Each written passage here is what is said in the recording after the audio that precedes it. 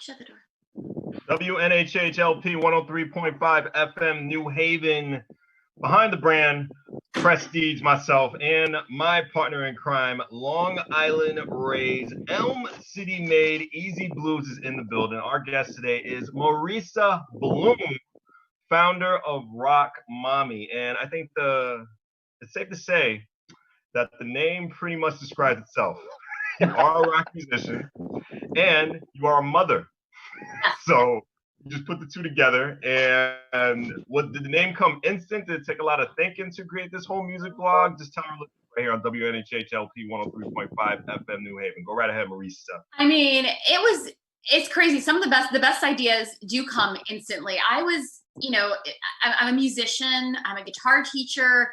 I had these two kids and I'm just like, oh God, I wish there was like a blog for like moms, not for moms who do crafts, but for moms who miss their metal bands. And I'm like, Rockmommy. And then I'm like, wait, I'm Rockmommy. Then I'm like, no, the movement should be Rockmommy. Then I'm like, no, the blog should be Rockmommy. And it's serendipitous because I have my master's in journalism. Oh, cool. And I was underpaid. I labored for free. I've written for Guitar World, lots of music outlets, but I'm like, you know what? I'm starting my own. So that's kind of how it came. All right. So a lot of stuff was just going in your head at the time, but you want to create something for people, like you. Yes. Pretty much safe to say. And I think you did a real good job about it too. How long have you been having this blog out? I've had the blog for 4 or 5 years, but wow. It's totally different now. Right now, we're kind of in this growth phase. We're thinking about launching a YouTube channel, and we really want to expand it and make it more interactive. We want to have more diverse parents featured. So I started it 5 years ago. It's a lot different than the vision I'd like to move forward with. Was it hard starting out at first? Because it's easy to put your thoughts out there, but it's very different just connecting to different people to see how much you view things. Well, it's funny because I thought it would be just sort of like a personal blog about being a mom, playing guitar. And then all these PR people from my like Village Voice, like Venus, all the magazines I wrote for, they started reaching out and they're like, hey, I represent this mom. Will you do an article about her for my blog? And I got like, oh, okay. And then they started coming. And then friends of mine would hear about this and they're like, can you profile dads too? I'm like, well, in mainstream society, like women are marginalized, but sure, I can let a couple dads in.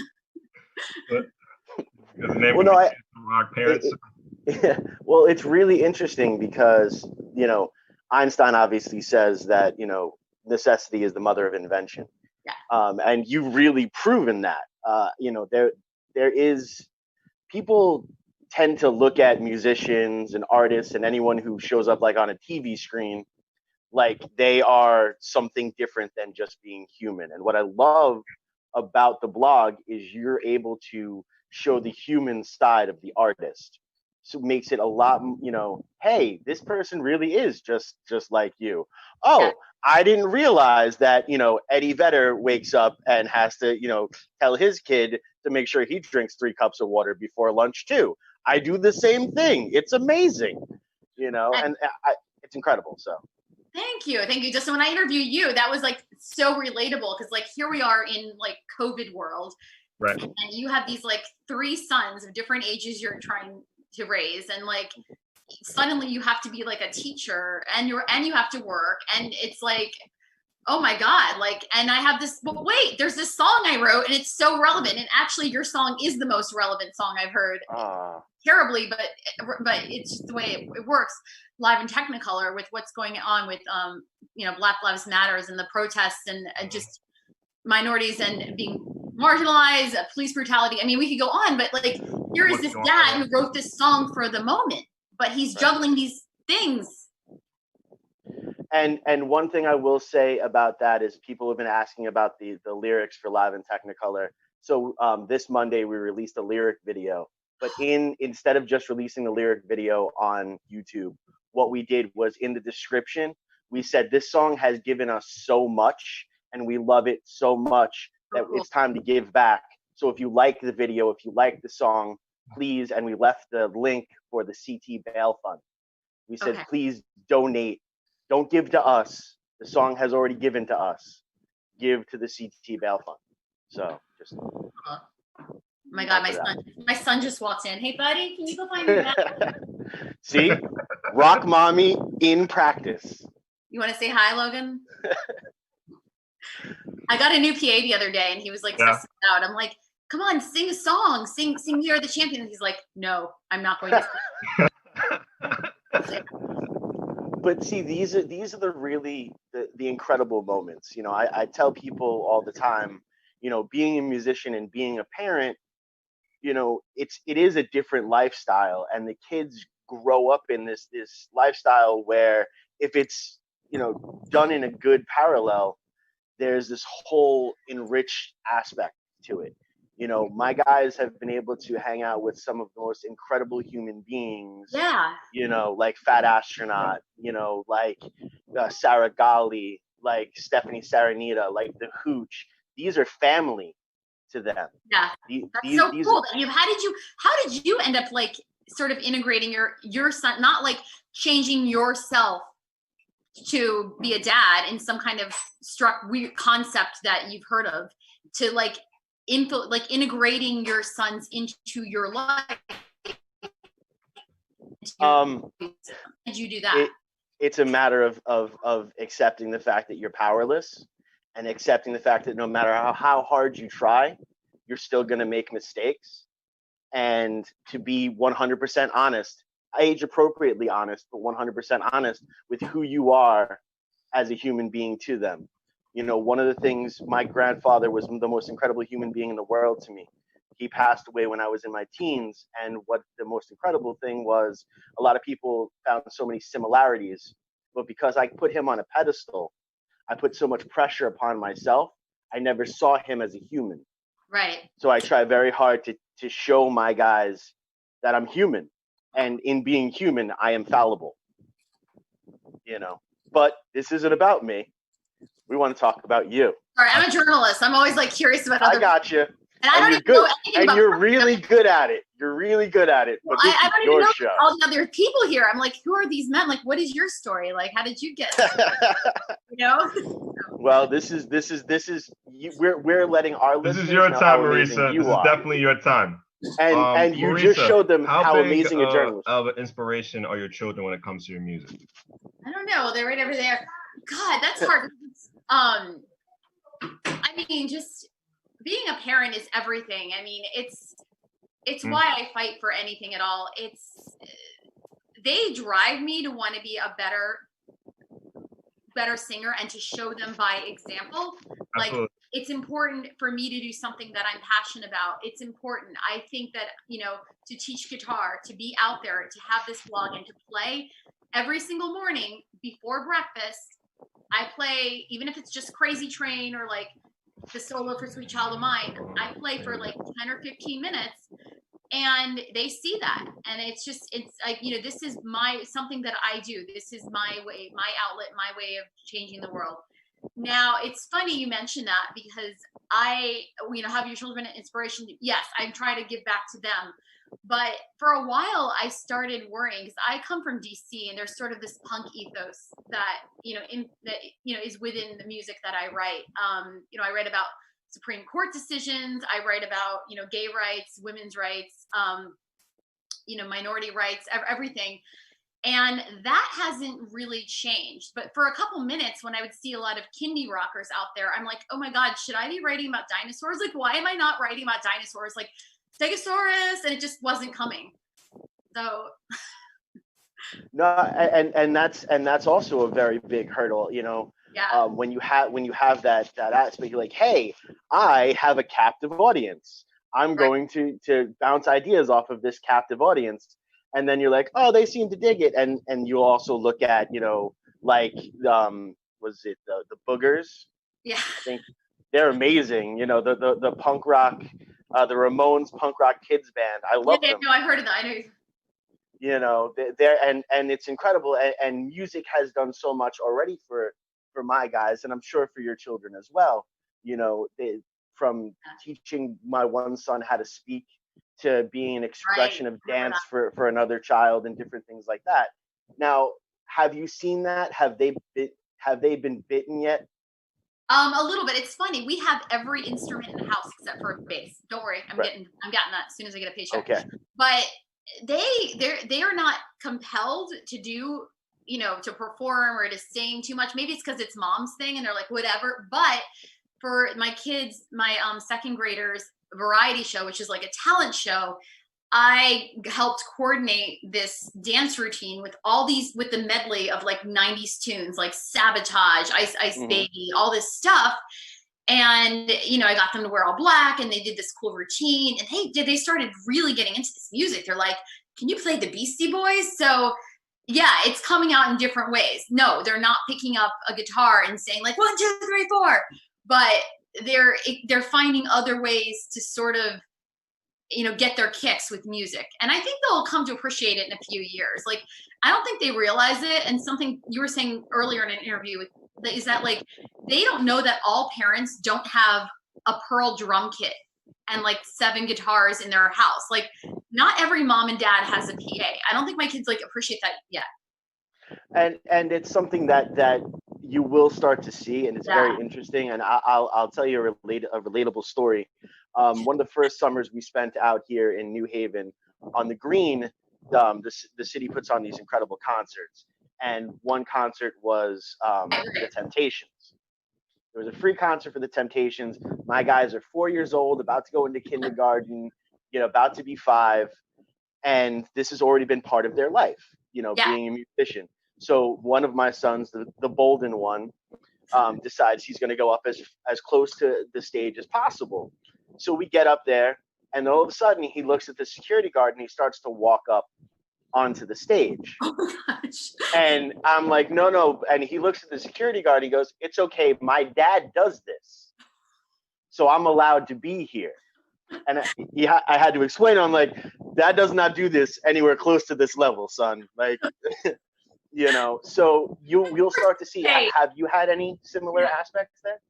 Oh man, you know, we've had in Fairfield where I live, we have like the green area, but they've kind of stood back. They're kind of shy. I think I'm kind of in awe that your sons are bold and they're like, it's music. Like, of course we're going to participate. Like, that's really cool. That's their personalities are absolutely incredible. And they're also allowed to not participate. My oldest wants to do visual art, and that's where his heart is, and that's fine. It's a matter of that give-take aspect, and dealing with creation, and dealing with being able to free your soul. Now, the coolest thing I think about this interview today, if I'm being 100% honest, is the stars aligned perfectly. Yes. Because in New Haven, you know, one of the biggest focal points for the New Haven music scene is this amazing gentleman, Steve Rogers. Yes. And this morning, you released your incredible, I want to kind of say expose, because it definitely wasn't an interview, of the man that is Steve Rogers. And you were also, like me, a transplant here. So can you tell our listeners what it's like to come from a different music scene and to really talk to someone who has been, you know, that finite golden pin for the scene? Okay. So Steve Rogers as the finite golden pin. You know, this is so interesting to me because, you know, as I said, coming from BC, there's this real, like, it's politics. It's the center of, you know, the country in terms of like laws and legislation and that aspect of it. And so a lot of the music and that manic energy, like the Riot Girl movement, it feeds off it. And that obviously influenced me. I've lived in other 4 states, actually 5 states. I moved to New Orleans my junior year of college, and that it's interesting, like that sort of, you know, you have elements of your old scene, but then that has its own sound. That has like some of the sort of the swamp blues and all, you know, the Mardi Gras stuff and just like Kermit Ruffins, and it's whole, and you pick that up, and it's like every city that I've lived in, and you probably say the same thing, or even every town, it's part of this journey. You pick up little pieces. I also lived in Chicago and I lived in Brooklyn. But it's funny, when I arrived in Connecticut, and I say this in the article, I married here. Like, my husband grew up in Wilton. He's from the Upper East Side, but his family moved there. And at first I was like, I moved to Stamford and I was like, this sucks. Like, this isn't Brooklyn. Like, you know, like, it was like this Dorothy moment. I was like, this isn't Kansas. Where are my people? Where are, like, the coffee houses, the freaks? Like, where do they hang out? They're not in Stamford. Like, I don't want to hear, like, Don't Stop Believin'. And there's not, I have a lot of friends I care for, like, deeply, who are playing covers of Love Shack, which I actually banned for my wedding, but that's another story. Love them deeply. But I just needed my people. And I had seen Mighty Purple once at University of Maryland in College Park when I went to school there. I happened to become best friends with this guy named Jason, who's from Stratford, who knew Steve and Johnny from high school. Like, it was pure, another moment, like you said, serendipity. I became best friends with him. He's like, here's a flyer. These are my friends. They're playing at this club. And, you know, I thought they were, like, really cute because, as I said, I was like 18 and they had long hair and I was boy crazy. Sorry, it's true. You know, come on. So I was like, yeah, I'm down. And it was just great. And I had forgotten about them because they were really pivotal during that first year of college. Like, when, you know, I had different priorities. I just wanted, like, somebody to understand my angst. You know, I was so angry and I had so many feelings. And then 16 years later, I go to Connecticut and I was reminded by my friend Jason. He's like, you don't have to stay in Stamford anymore. You know, there's this place called New Haven. There's these clubs there, and there are the freaks, and they're out there. And he's like, remember Steve Rogers? And I was like, oh yeah, that guy from Mighty Purple. So then I go to this space and I'm like, yes, this is amazing, and love Steve. Then, you know, I get pregnant, and I didn't really get a chance to go to shows for many years. Finally, 2 years ago, when I started my band Trashing Violet with 3 other parents, I'm able to go to clubs again. But poor Steve has lost his club. So it's so funny. So when I wrote that article, I thought about the role that, like, all the times I met Steve in 1994, in 2010, in 2019, and then 2020, talking to him, how I kind of grew as a person, but the music that I loved when I first encountered Mighty Purple, that remained in my heart. That pure nostalgia influenced my taste. Shortly after meeting Steve, I started playing guitar. So it's come together now. And now Steve's playing backyard shows, and I'm like, that's amazing. Like, this is where I want to be. I want to be in the pocket with you in these backyard shows.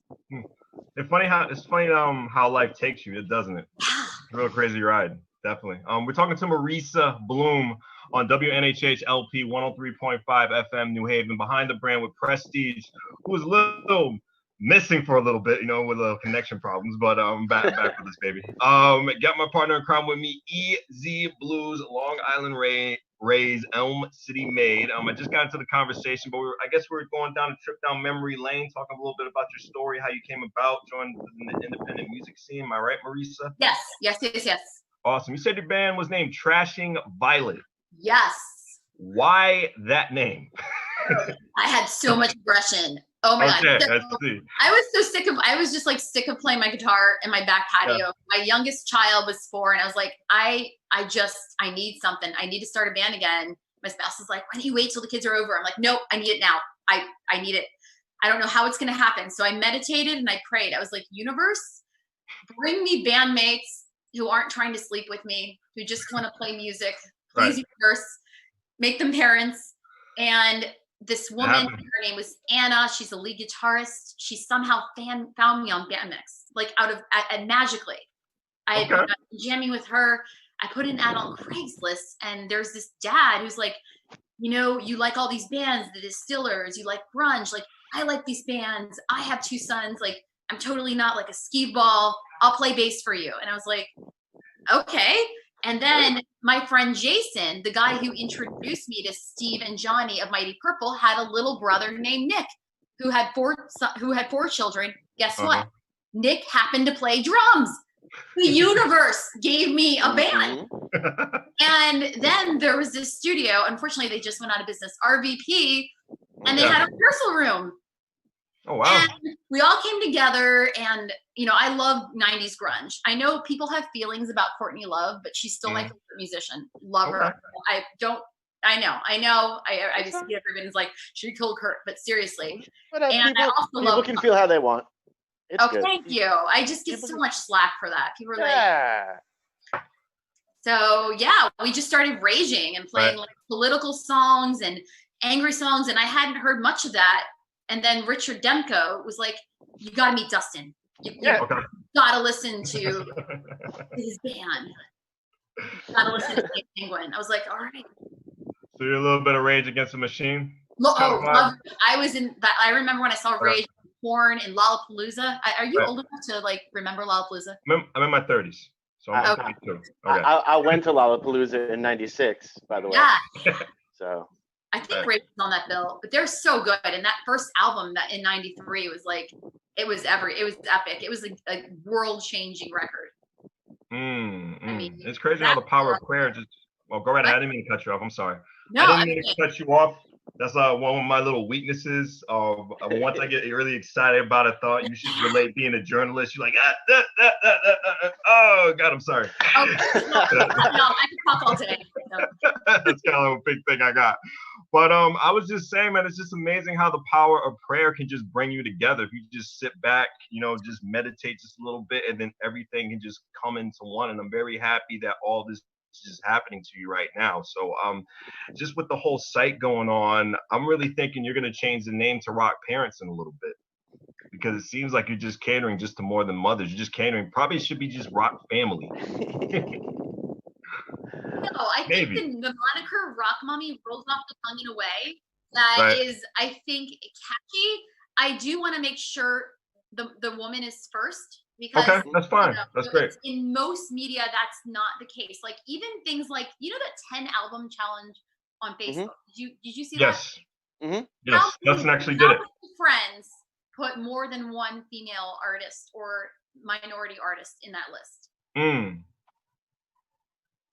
Me. Okay. But I'm different. But I know that I'm different. Good point. I was raised by a single mom. So I was able to be exposed to things differently. And I grew up with her. She had me at 20. We were more friends than anything else as things went forward. So I've always, I have the Blues Brothers tattoo. The reason why I have that is I remember being 9 years old and watching this movie with incredible car crashes and learning what real music was. So I have discovered, and as the world continues to change, I'm never the norm.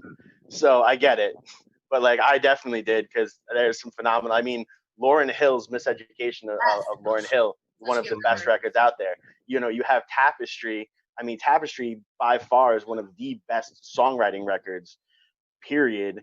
Carly Simon's ridiculous. I mean, and this just goes on and on and on and on.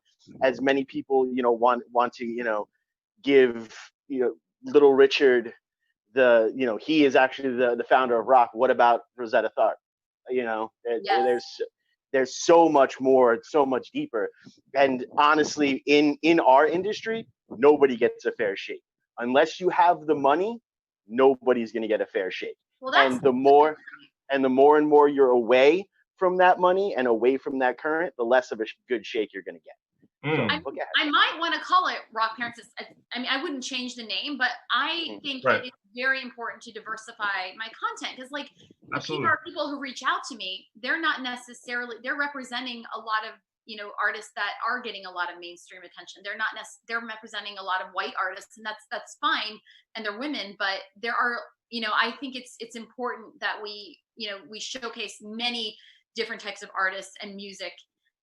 This month I am having more dad content, I guess, or male musicians, because it's Father's Day. It is, we have to look at how hard dads like Dustin or my husband Zach, how hard they work and what they do. But I definitely want to broaden the scope of content. I don't know. I like Rockmommy. No, I like your answer. I like your answer, and I like the way how you approached your answer too, because it's really respectful, and how you just put it with 10 album challenge. How you saw, which I saw myself within my timeline, because I'm friends with a whole bunch of independent artists as well myself.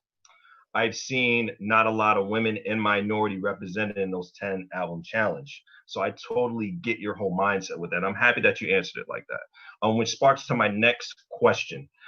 Do you feel today, as of right now in the independent music scene, pre-COVID, that independent female musicians are treated a little better, the same, or like a little bit less? How do you feel at that? And how much time do we have? God. Oh, we got plenty of time. We got plenty of time. We got to the end of the hour. So how do I feel how female independent musicians are treated? Okay. Yes. I was actually thinking about this before the interview, and I started taking, and then I was going down a rabbit hole. Mm-hmm. The short answer is not quite. Listen to me. When I got started, playing guitar, I became a camp counselor at the Rock and Roll Camp for Girls in Portland in 2004. And there was nothing like that for girls. You walked into Guitar Center, and it was very intimidating. My hands are very small. There were no guitars built for me. It was very. The only way I could learn guitar was really by having a boyfriend who played guitar. It just didn't feel very accessible. I would hang out in my college dorm, and when you entered the scene, there would be the Warped Tour. Who was on the bill? Maybe Paramore, Katy Perry. So yeah, you had the Lilith Fair, but that's not hard rock. So in some genres, like the Lilith Fair, like the Where Have All the Cowboys Gone? Like that music's it's dope, it's great, but it's not like hard rock. So in some genres, women are saturating better, like maybe country, like hard rock, the metal, the going to hardcore shows where there's hits, like have not really, you can be like, there can be one or two token females, but even on independent radio stations, they have to be sandwiched. There's only a little bit of room for them. That being said, same with, I think, especially, women minorities, like I was, I'm looking at the charts, and yes, you have, artists like Lizzo, you have Ariana Grande, you have Cardi B, but like, the list of other pop male artists are longer. And if you're a woman, unless you have a really big voice, unless like you're Aretha Franklin or Mariah Carey, how you look is way judged bigger. Like, I mean, I used to feel when I started that if I didn't wear a vinyl skirt, like, and like take my hair out, like, I don't know if I could have gotten gigs. And it's, I don't dress like that anymore, not out of choice. I think it's fine to dress how you want. But, that was how I felt. I think it has changed little by little with conversations and with shows like these. Absolutely. I think we have a ways to go. I'd like to see more change. I'd like to see more than one or two female bands, and not just females who sing, but like women instrumentalists. But then I think about people like Beyonce. She has an all-girl band. Like she's really nudging the needle forward. Even CeeLo Green, he's nudging the needle forward. Like there are some people. Alice Cooper Lenny Kravitz is a female. What?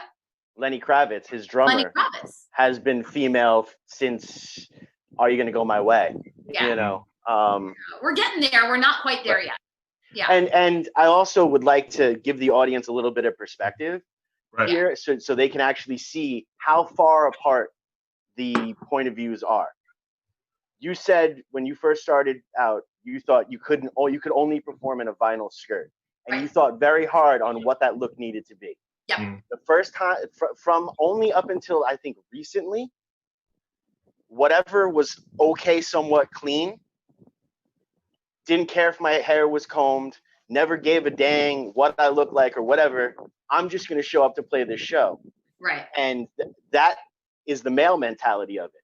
And until that can really get together, where, yes, males also need to say, hey, I got to clean up the way that I'm looking, because I'm not presenting myself professionally. And females can be like, hey, I need to relax this because I am more than just what I look like. So when that middle ground, and it's going to take us so long, and it's going to be so, but we have to stay vigilant, and we have to have these conversations. Yes. I'm really loving these conversations.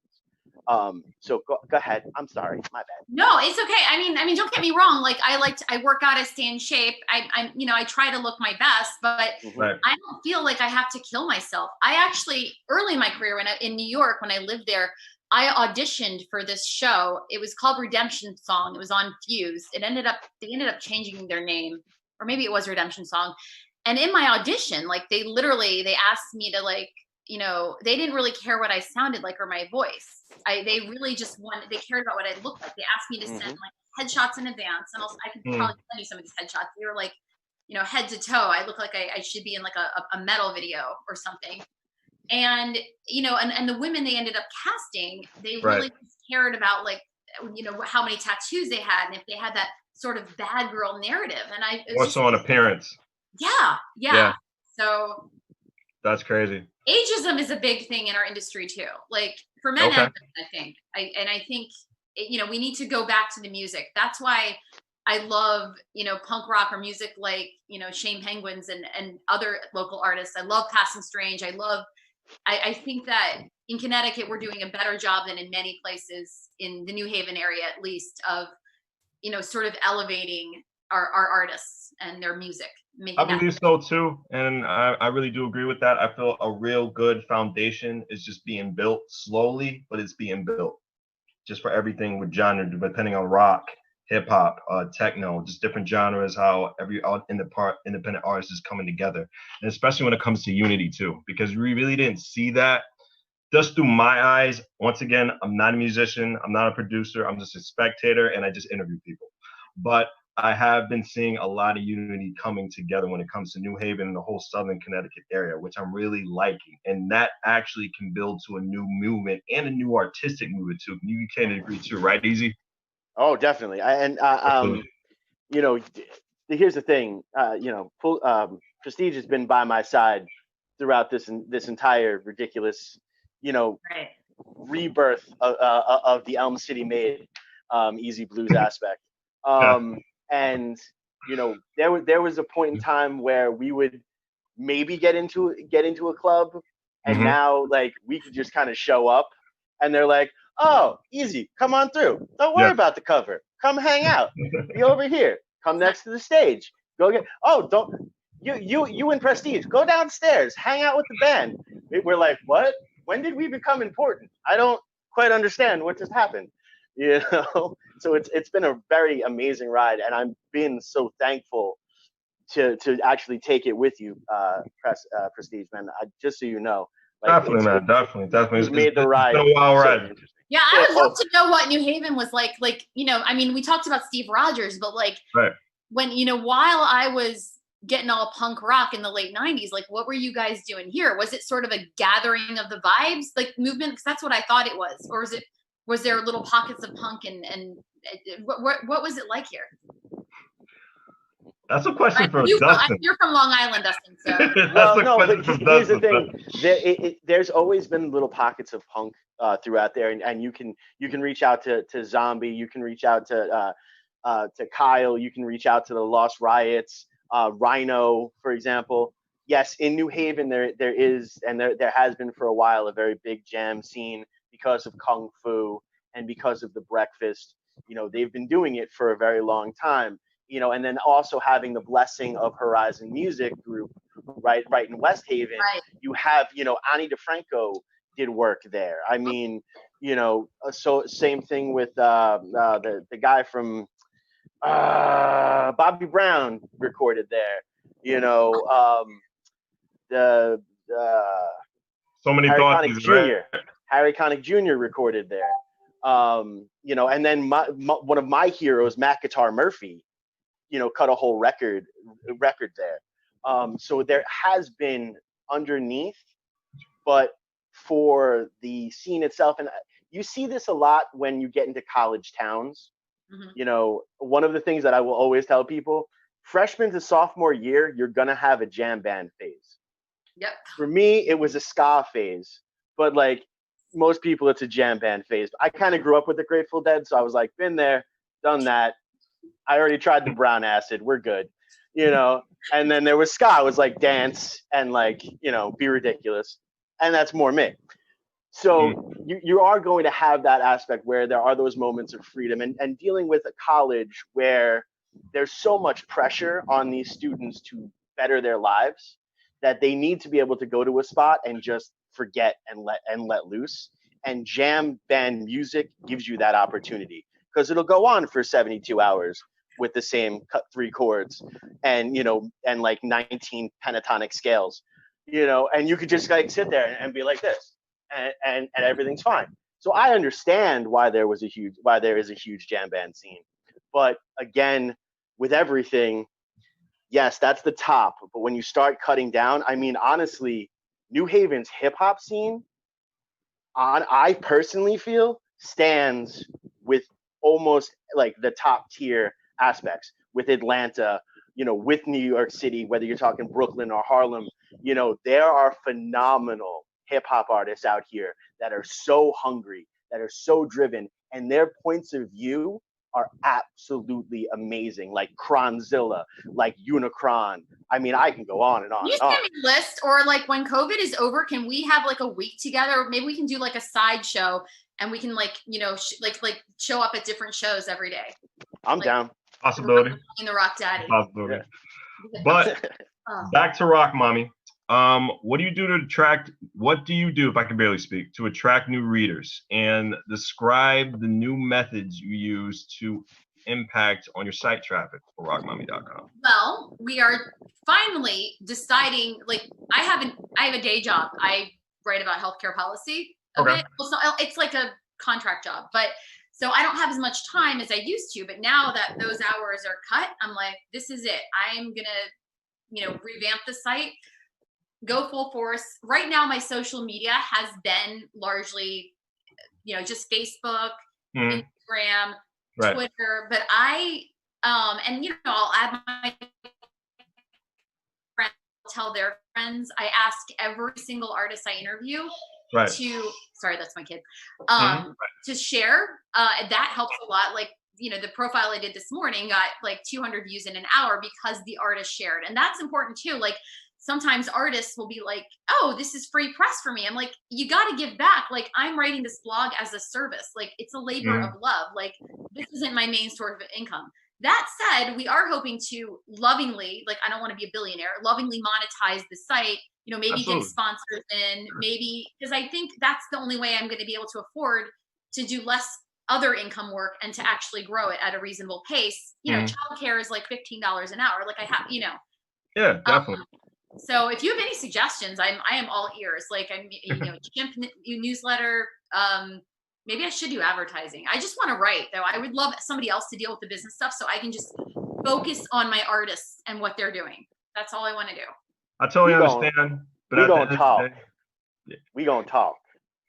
We gonna talk. We gotta talk, please. I just want to like focus on my writing, my artists, and somebody else do the rest and make it work, and we'll all be happy, and everyone will win.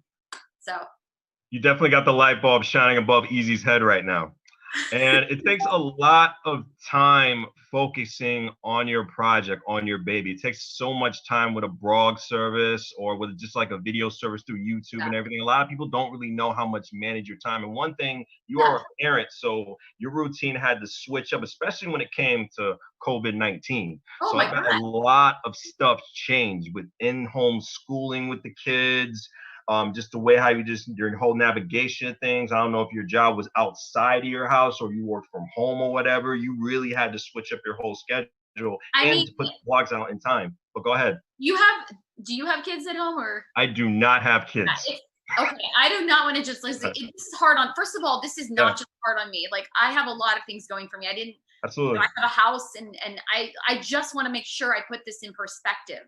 Like, so many parents who live in like 1-bedroom studios and like in dense areas, like, have it way harder than I do. Right. That said, oh my God, to go from having, you know, 6 hours a day to actually work and be a freelance writer and concentrate and, you know, teach guitar lessons and then see my kids, to having everyone all the time. It's intense change. And again, I had to I meditate every morning. And I say universal prayer for 2 minutes to start my day, because it's made me, sometimes I get snappy, sometimes I'm not perfect. The kids don't know Common Core. Okay. These math problems that they stretch them out, they're not stretched out. No. I'm like, this is how I learned it in first grade. This is how you're going to learn it. And I have 2 sons, and they're 7.5 and 6. And, Right. And, I have a very good partner. My husband, Zach, he's, works super hard. That's awesome. Cooks. He's like a short order cook for their lunches. And that was key. But I mean, it was intense. And it still is intense. And then we have to deal with our own depression on top of that. Like losing my rehearsal space, like knowing that the acoustic was going to go under. Yeah. As I, trying, like hoping, like for a miracle. And just as we start to see good things happening, then we get kicked down again. We'll see a report like, oh, you can't get this by touching surfaces. No, wait, we were just kidding. Just kidding. Yeah, you can get this. Cover your face. It's like, just hold that thought real quick. Marisa, just hold that thought. I love you. Just hold that thought, though. I have to say the station letters, WNHHLP 103.5 FM New Haven, behind the brand with Prestige, and my good friend EZ Bluez, Long Island Rays, Elm City Made. Back to Marisa, to the question, if you still have that thought fresh in your mind. Continue. Sorry. It's intense. And then I was just thinking, and then like the protests, and like, how do I talk to my kids about racism? Like Elmo had a really nice segment on Sesame Street, but they can barely wrap their brains around Martin Luther King. To go from there to like, don't trust policemen who we just told you to trust is like, it's a huge, there's so many things that have really tested my faith. And I'm not going to lie. Like I've had some low moments, but I think we all have. I mean, Absolutely. This is everything going on around the world has affected each and everybody differently, and we're handling it differently too. And I think myself and EZ Bluez just gave you some ideas for some future writing for your website on rockmommy.com, just handling mental issues in the press, especially as a parent. And it can be a parent from every single race, just describing to you as a kid. Because mind you, I know minorities and people of color are facing their issues with police, but mind you, everybody gets it in some type of way. Everybody can get it. And a lot of people have to have those talks when handling with police, and not just police, a lot of hateful figures in life, because they're going to go for that, unfortunately, in their time on this world. So it's just a lot of depression, a lot of mental issues we're just going through right now, and just trying to find a new way of normal life. That's what we're all searching for, just a new way of normal life, because we don't know what this is going to end. Just like what you said before, I think it was like probably like 5 or 6 minutes ago. Yeah. We don't know what's happening with this virus. It's new. It's new. We really don't know what's happening. All the rules are changing. All the guidelines are changing for COVID-19. What's going to happen? We don't know if vaccine's going to come in December, January. Could come in 2023. We could be having this. So we don't know what's going on. We just have to maintain normalcy and try to find and fight this way positive, because the best thing just about living in America is adjusting. We can definitely do that right away. Yes. We have to do it in a really, really good way too.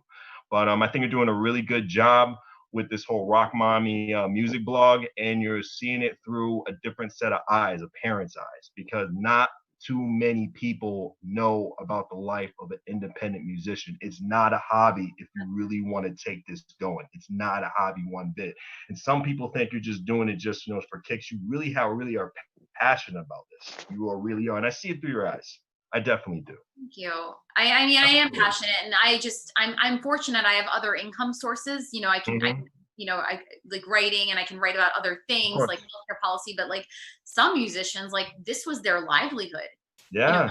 Some people and you can say, oh, get a job at the grocery store. It's not like to suddenly be told that all the work that you put into being a nightclub owner and a bartender, but you're also playing in a band that's making content that's relevant, that people are soaking up through Spotify, to be told like, oh, that can't exist anymore. You can't lift people up with your craft. You can't do this or that. Like it's really hard. It is. It's difficult, and especially budgeting too, because I know a lot of people, I know most people, I can't say a lot, I know most, that really take this here. Like they were depending on that show on Thursday to get something to eat. They were depending on that big show or that festival, because mind you, it's not just performing that 20 to 30-minute set or 15-minute set. It's the networking you can do to lead into better income.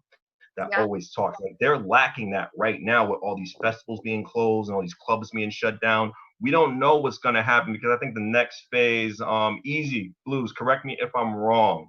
I think like the end of this month, I think Governor Lamont said a lot of opening is coming up for like I believe bar openings for indoor are supposed to be on the 17th. Initially, was supposed to be the 20th. Right. Because that is Father's Day weekend, they wanted to give it 3 more extra days to prep up for that. So that's going to be there. But I believe you're looking at something like only 10, like half capacity. And then shows themselves, like live shows for indoor spots, are all looking possibly for either July 1st or July 20th. But again, half capacity. So then you have like these amazing venues like our home, the Cellar on Treadwell, you know, where now you're going to be playing for 15 people. Now, again, anyone who's complaining about only playing for 15 people, you're not actually a musician, because I've played for 2 people. Oh, I played for 5, yeah. Right. I've played for the bands and their girlfriends and boyfriends, and half the bands didn't have girlfriends and boyfriends. So shoosh. Funny that you mentioned that. You don't know out those few people who's important and who's really going to listen to you. That can be someone at a big time place that can get you into a good break in your life. You don't know. You don't know who that person is you're playing with. You don't know the people who are listening to this program right now. So like, you really got to step up your A game, no matter what the capacity is in a venue. You got to treat it like it's 19,000. Well, and Prestige, you've seen it. Yes. I mean, they actually now, most venues have to give me a longer wire, because I spend about 32 seconds on the stage, and then I'm like, well, if you guys aren't moving closer, I'm gonna get to you, and that's the way it is, you know. But so it is kind of, you know, you have those moments, and that's always what I try to tell people all the time is, at the end of the day, it's called playing music for a reason. You know, you're supposed to have fun. The more fun you guys can have on stage, whether you're having fun, you know, screaming out anthem, damning the man, and, you know, you still have to have fun. You still have to have that passion to move forward. And that comes from that inner kid. That comes from holding on to those amazing beliefs that at one point, everything is perfect. And we all just want to get back to that perfect, unconditional love moment of life. And that's kind of where we're at. Now, you know, I'm sorry. I'm on my pulpit. I'm on my pulpit again. I love it how you preach the gospel, my friend. Marisa, we have just a little bit more time of the show. I'm very sorry about this. Just our producer hit us up. Just let us know what's new coming up within the Rockmommy blog, and just tell us where to find you at on social media. Oh gosh. So as I profiled, as I said, the artists and rock daddy, Steve Rogers, this morning, and that went up. And I have a few I publish at rockmommy.com about once a week. You can follow me on Twitter, the Rockmommy Rules on Instagram and Twitter, and at Rockmommy1 on Facebook. And we are going to be, I think, launching a YouTube channel in July, so look out for that. And I'm looking to talk to people who have interesting stories. Doesn't necessarily have to be a parent, but I prefer it to be a parent. Just because that's kind of the point of the blog. But if you have a really good story that the readers can relate to, send it my way, pitch me. Absolutely. So that's what's coming on. And I'm doing a couple solo shows, I think, that are outdoors. I think I did an interview with Bob DeBril, who I love, and we were playing, I think, an outside show at the Bank or BJ Ryan's. I forgot what that club's called in September. But I wanted to say, has anybody considered high school tracks, putting a stage in the middle, and then you can get a workout while rotating around? That's my final thought. That's a great idea, actually. It's a clever idea. Yeah. Maybe you should. Maybe you guys should network. Oh yeah, no, we gonna have many more conversations. Marisa, any shout outs you want to give before we go? I just want to shout out to all of you guys. Thank you so much for having me on the show. Shout out to the Rockmommy fans, to my band, Trashing Violet, Doug and Nick and Anna, all my music peeps, my husband Zach, who is keeping the business side running, and to everyone out there who's just trying to stay sane and love life and listen to good music and perform. Marisa, thank you for being part of the Behind the Brand with myself. Thank you. Prestige, so much fun. Really absolutely. Appreciate you. Thank you. Thank you for your time. We appreciate it. And my long partner in crime, Long Island Rays, Elm City made, if I can barely speak, Easy Bluez in the building on WNHH LP 103.5 FM, New Haven.